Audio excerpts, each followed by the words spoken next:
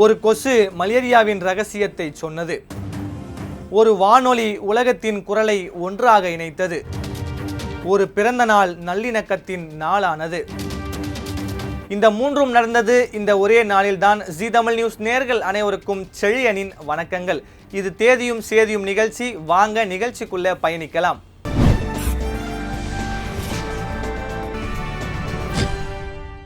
இந்த வருஷத்தோட 232வது நாள் இன்று. இந்த நாள் மறைச்சு வச்சிருக்க சுவாரஸ்யங்களையும் வரலாற்றில் தடம் பதித்த நிகழ்வுகளையும் விறுவிறுப்பா பார்க்கலாம். இன்று ஆகஸ்ட் 20.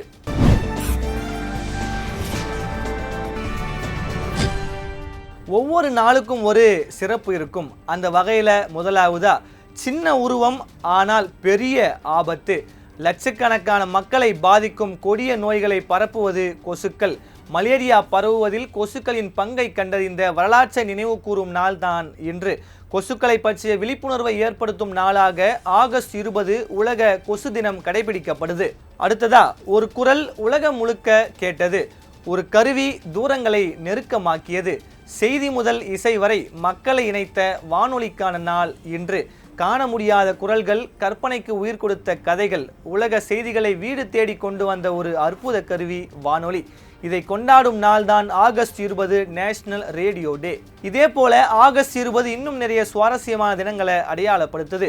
ஒரு பயணம் ஒரு உயிரை காப்பாற்றும். ஒரு நிமிடம் ஒருவரின் வாழ்க்கையையே மாற்றும். உயிரை காக்க ஓடும் மருத்துவ போக்குவரத்து பணியாளர்களுக்கான நாள் தான் இன்று. நோயாளிகள், காயமடைந்தவர்கள் மற்றும் அவசர மருத்துவ உதவி தேவைப்படுபவர்களை சரியான நேரத்தில் மருத்துவமனைக்கு அழைத்துச் செல்லும் மருத்துவ போக்குவரத்து பணியாளர்களின் சேவையை பாராட்டும் நாளாக இந்த நாள் அனுசரிக்கப்படுது. இறுதியா சூரியன் தரும் சக்தி, காற்று தரும் ஆற்றல், இயற்கையிலிருந்து கிடைக்கும் எரிசக்தியை பாதுகாக்கவும் பயன்படுத்தவும் வலியுறுத்தும் நாள் தான் இன்று. சூரிய ஒளி, காற்று, நீர் போன்ற புதுப்பிக்கத்தக்க எரிசக்தி வளங்களை பயன்பாட்டை ஊக்குவிக்கவும் தூய்மையான எரிசக்தி குறித்த விழிப்புணர்வை மக்களிடையே ஏற்படுத்தவும் இந்தியாவில் அக்ஷய உஜராத் திட்டம் கடைபிடிக்கப்படுது.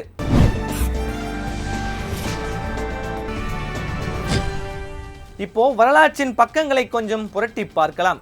ஒரு சிறிய கொசுவுக்குள் உயிரை பறிக்கும் நோயின் ரகசியம் இருப்பதை கண்டுபிடித்தார் ஒரு மருத்துவர்.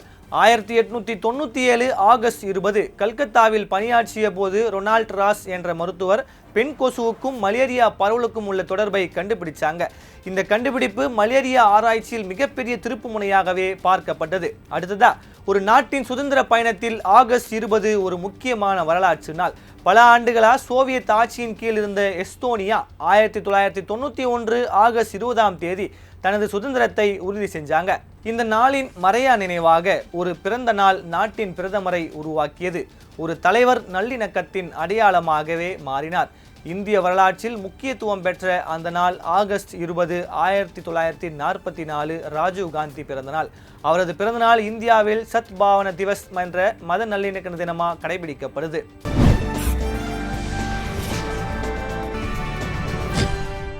நேற்றைய தோல்வி முடிவல்ல, இன்றைய முயற்சிக்கு அதுவே ஒரு பாடம். நாளைய தேதியில் ஏராளமான செய்தியோடு மீண்டும் சந்திக்கிறேன்.